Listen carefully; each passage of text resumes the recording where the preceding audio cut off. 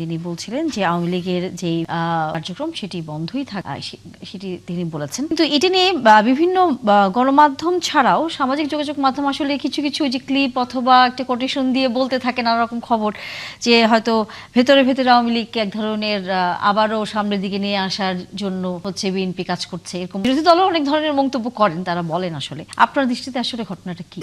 আপনাকে ধন্যবাদ এবং আলোচনায় সম্মানিত আলোচক যারা আছেন হেলাল ভাই সহ তাদের জন্য শুভেচ্ছা রইল, যারা শুনছেন সবার জন্য শুভকামনা। আওয়ামী লীগ প্রশ্নে আসলে সরকার এককভাবে কোনো সিদ্ধান্ত এখন নিতে পারে, কারণ গণ অভ্যুত্থানে পরাজিত গণহত্যাকারী একটা রাজনৈতিক শক্তি, তারাই গণহত্যার পর আর আসলে রাজনৈতিক শক্তি হিসেবে নেই।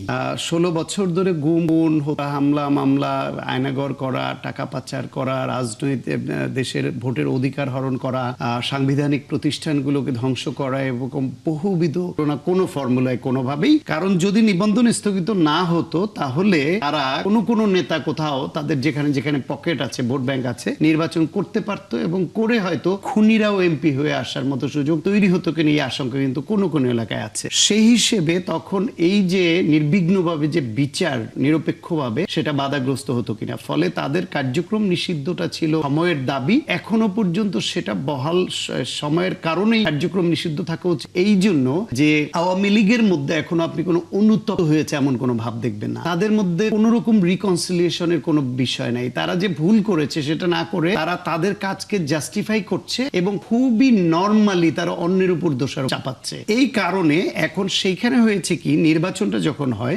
নির্বাচনের সময়ে আওয়ামী লীগের যারা পলাতক তারা তো একভাবে গেল, যারা খুবই বোনাফাইড নেতা ছিল কেউ কেউ ভোট দিবে না তারা একটা অংশ গেল, কিন্তু বড় একটা অংশ তাদের যে কর্মী সমর্থক যারা তাদের তো ভোট দিয়েছে। এই ভোটটা কোথায় দিবে? ভোটটা কোথাও বিএনপি কে দিয়েছে, কোথাও জামাত ইসলামকে দিয়েছে বা তাদের জোটকে, কোথাও অন্য স্বতন্ত্রকে দিয়েছে। ভোটের ইকুয়েশনে তখন এলাকা ভিত্তিক লোকালি জামাত ইসলাম এবং বিএনপির প্রার্থীদের সঙ্গে লোকালি আওয়ামী লীগের কোনো লেভেলে হয়তো একটা আন্ডারস্ট্যান্ডিং হয়েও থাকতে পারে। তার অংশ হিসেবে কোথাও কোথাও তারা সাহস দেখিয়ে কার্যালয় খুলেছে, কিন্তু খুললো আবার যুবদল ছাত্রদল তারা গিয়ে আবার ওটা আবার বন্ধ করেছে।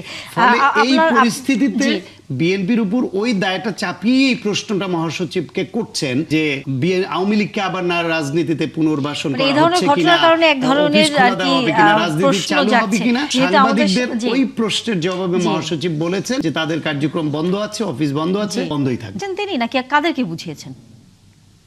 আপনি কিছুটা হলেও ঠিক বলেছেন যে দেখেন, ডক্টর ইউনূস সরকার এই কার্যক্রমটা বন্ধ করেছিল যে আনটিল দ্য লাস্ট ভার্ডিক্ট কাম, যতক্ষণ না শেষ রায়টা আসে ততক্ষণ পর্যন্ত আওয়ামী লীগের কার্যক্রম বন্ধ থাকবে। সুতরাং সেই অর্থে যদি আওয়ামী লীগের নেতাকর্মীরা দলীয় কার্যক্রম করে, বিশেষ করে দেখেন ওই যে 32 নম্বর ধানমন্ডির অফিসে একবার 7ই মার্চের ভাষণ বাজালো এবং বিভিন্ন রকম কর্মকাণ্ড করে, এটা কিন্তু আইনের দৃষ্টিতে অপরাধ। যেহেতু ডক্টর ইউনূস সরকার এই আইনটা করেছে, এই আইন যেহেতু তো লিফট হয়নি, সুতরাং এই অনুযায়ী তাদের উপর আপনার প্রশাসনিক ব্যবস্থা নেওয়া যেতেই পারে। এই ব্যবস্থার সাথে বিএনপির কোনো সম্পর্ক নেই। যে সায়ন্তবা একটা কথা বলছেন যে ছাত্রদল বা যুবদল বন্ধ করছে, এই দায়িত্বটা কিন্তু পুলিশের। এটা ছাত্রদল বা যুবদল করছে কিনা আমি জানি না, দায়িত্ব কিন্তু পুলিশের। আর বাকি যে দলগুলো, বাকি যে কথাগুলো বলছেন, এখন এটা হয়তো এমন কোন ইন্ডিভিজুয়ালস আছেন যে যিনি হয়তো আওয়ামী লীগের সমর্থক বা সমানুদ্দায়ী, এই